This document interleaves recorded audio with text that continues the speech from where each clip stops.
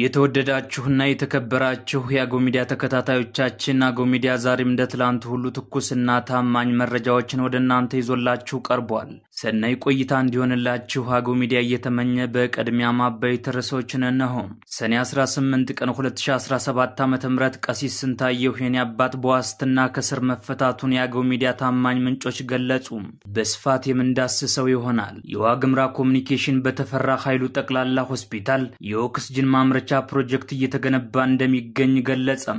ይሄንንም ታደምጡታላችሁ። አሜሪካ እስራኤል እየወደመች መሆኑን ስላወቀች ነው ጦርነቱን ያስቆመችው ሲሉ የኢራኑ መሪ አያቶላህ ካማኒ ከጦርነቱ ማብቂያ በኋላ ለመጀመሪያ ጊዜ ባቀረቡት ንግግር ገለጹ።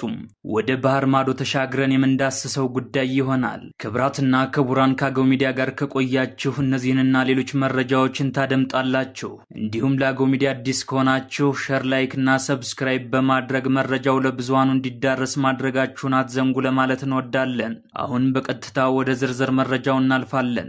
መልካም ቆይታም። ሰኔ 18 ቀን 2017 ዓ.ም ቀሲስ ስንታየሁ የኔ አባት በዋስትና ከስር መፈታቱን የአገው ሚዲያ ታማኝ ምንጮች ገለጹ።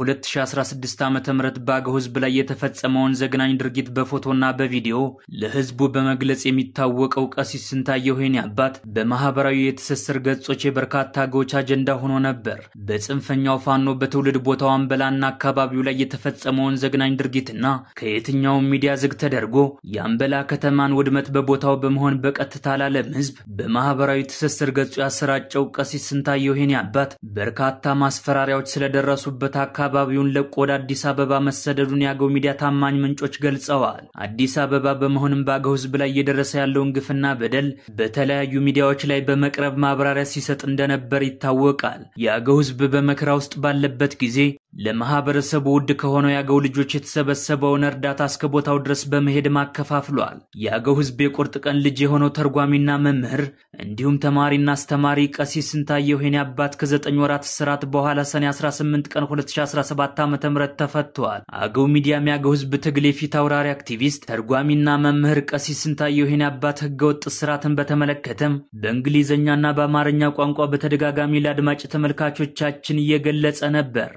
ቀሲስ ስንታየሁ እስር ጉዳይ አስተያየት እንዲሰጡ ከአገው ሚዲያ የተጠየቁት አንድ እንጅባራ ከተማ ኗሪ ይህ ሁሉ በተወለደበት አካባቢ በወንድሞቹና ጓደኞቹ እውነታውን ለምን ተናገርክ በማለት በከሃዲዎቹ በተፈጸመ ኢሰባዊ ድርጊት ለሰፊው የአገው ህዝብ ህልውና ነጻነትና ክብር ሲባል የተከፈለና እየተከፈለ የሚገኝ መስዋዕትነት ነው ብለዋል። ሌላው ስማቸው እንዳይጠቀስ በመግለጽ በጽሁፍ አስተያየታቸውን ይላኩልን የአገው ሚዲያ አድማጫችን ደግሞ ቀሲስ ስንታየሁ የኔ አባት በአገው ህዝብ ላይ እየተፈጸመ ያለውን ስራትና የአማራ ፖለቲከኞች የወለዱት የግፍ ቅብብሎሽ እንዲቆም ብሎም የአገው ህዝብ ህልውና መብት ጥቅምና ፍላጎት ይከበር ዘንድ በተለያዩ ጊዜያት በሚችለው አቅም ሁሉ የገለጸ ጀግናችን ነው ብለዋል። በርካታ ጀግኖቻችን ደግሞ የህይወት መስዋዕትነት ጭምር ከፍለዋል፣ እየተከፈለም እንደሚገኝ ደግሞ ሌላው የአገው ሚዲያ ምንጫችን ገልጿል። ቀሲስ ስንታየሁ የኔ አባት የአገው ህዝብ ትግል አሁን ያለበት ደረጃ ላይ እንዲደርስ ቀድመው ከነቋ ያለ የአገው ጀግኖች መካከል አንዱ መሆኑንም በርካቶች ይናገራሉ።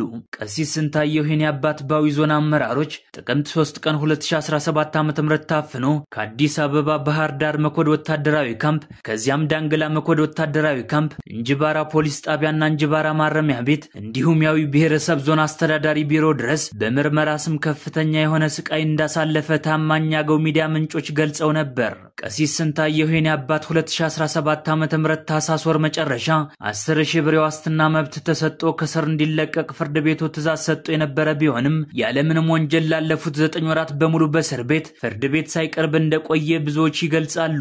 አንድ የአገው ሚዲያ ታማኝ ምንጫችን ቀሲስ ስንታየሁ የኔ አባት የህግ ሳይሆን የግለሰብ እስረኛ ነበሩ ሲልም ገልጿል። አገው ሚዲያም በድጋሚ እንኳን ለቤትህ አበቃህ ለማለት ይወዳል።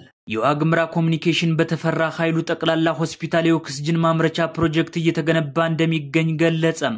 በአማራ ክልል ውስጥ በመሰረተ ልማት የመጨረሻ መሆኑ የሚነገርለት ዞን የዋግምራ ዞን መሆኑ በተደጋጋሚ ይነገራል። ህፃናት ትምህርትን ለመማር ዛፎች እንደ ትምህርት ቤት ሲጠቀሙም ታይተዋል። ለህክምና ደግሞ ወደ ሌላ ክልልና ዞን ሆስፒታሎች ለመሄድ ረጅም ርቀት መጓዝም ይጠበቅባቸዋል። የዋግምራ ብሔረሰብ ዋና አስተዳዳሪና የሆስፒታሉ ቦርድ ሰብሳቢ አቶ ኃይሉ ግርማይን ጨምሮ ከፍተኛ የዞን አመራሮች በሰቆጣ ከተማ በተፈራ ኃይሉ መታሰቢያ ጠቅላላ ሆስፒታል እየተገነባ የሚገኘውን የኦክስጅን ማምረቻ ፕሮጀክት ሰኔ 19 ቀን 2017 ዓ.ም ጎብኝተዋል። በተባበሩት መንግስታት ቢሮ የፕሮጀክት አገልግሎት አስተባባሪና መሐንዲስ ናትናኤል ኃይሌ እንደተናገሩት የኦክስጅን ማምረቻ ፕሮጀክቱ በጤና ሚኒስቴርና በዓለም ባንክ የገንዘብ ድጋፍ እየተገነባ እንደሚገኝ ለጎብኚዎች አብራርተዋል። ፕሮጀክቱ ሲጠናቀቅ ለሆስፒታሉና በአካባቢው ለሚገኙ የጤና ተቋማት ከፍተኛ የኦክስጅን ምርት በማቅረብ ጠቀሜታ ይኖረዋል ያሉት መሐንዲሱ ግንባታው በሚቀጥሉት 3 ወራት ውስጥ ሙሉ በሙሉ ይጠናቀቃልም ብለዋል።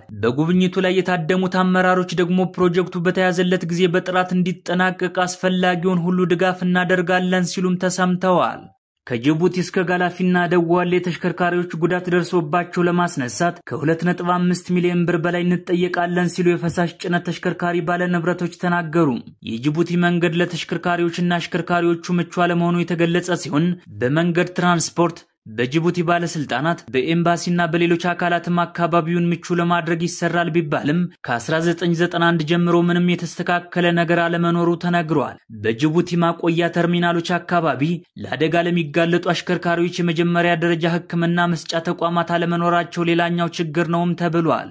አንድ መኪና ጅቡቲ ላይ ብልሽት ሲደርስበት ተሳቢውንና መኪናውን ለማስነሳት ወደ 1.2 ሚሊዮን ብር የሚጠየቅ ሲሆን ከቦታው ቀና ለማድረግ ደግሞ 500 ሺህ ብር የማጻፊያ የጀንደርበሪ የጉምሩክ አበልና የፖምፕ ክራይ ተደማምሮ ከ2.5 ሚሊዮን ብር በላይ እንደሚጠየቁ ተናግረዋል። ይህም መኪናው ያለማቋረጥ በወር 4 ጊዜ ቢሰራ በ2 ዓመት ውስጥ የማይሰራው ብር መሆኑን የገለጹት ባለ ንብረቶቹ የምንጠየቀው ገንዘብ መኪናውን ከመጣል አይተናነስም ብለዋል። ከዛ ባለፈም ተሽከርካሪው የሚነሳበት መንገድ የመኪናውን ደህንነት በጠበቀ መልኩ ሳይሆን ኃይልና ጉልበትን በመጠቀም የተሽከርካሪውን አካላት በማውደምና በይበልጥ በማበላሸት መሆኑም ተጠቁሟል።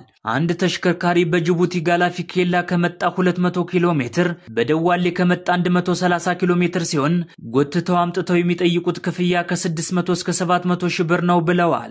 እስከ አዲስ አበባ ለማምጣት ሌላ ተጨማሪ ወጪ እንደሚወጣም ተገልጿል። በተጨማሪም ከአዳማ እስከ መተሐራ ባለው ተሽከርካሪ ላይ ጉዳት ደርሶ እዚያው ሲቆም በአካባቢው የሚገኙ የሚሊሻ ታጣቂዎች በቀን እስከ 20 ሺህ ብር የሚጠይቁ በመሆኑ ይህም ከአቅም በላይ ስለሆነብን የሚመለከተው የመንግስት አካል አስፈላጊውን ቁጥጥር እንዲያደርግልን ሲሉ ጥሪ አስተላልፈዋል። ከየትኛውም የመኪና ጥበቃ ክፍያ አካባቢዎች ከመተሐራ እስከ አዳማ ያለው ከባድ ክፍያ የሚጠየቅበት መሆኑን የፈሳሽ ጭነት ተሽከርካሪ ባለ ንብረቶች ተናግረዋል።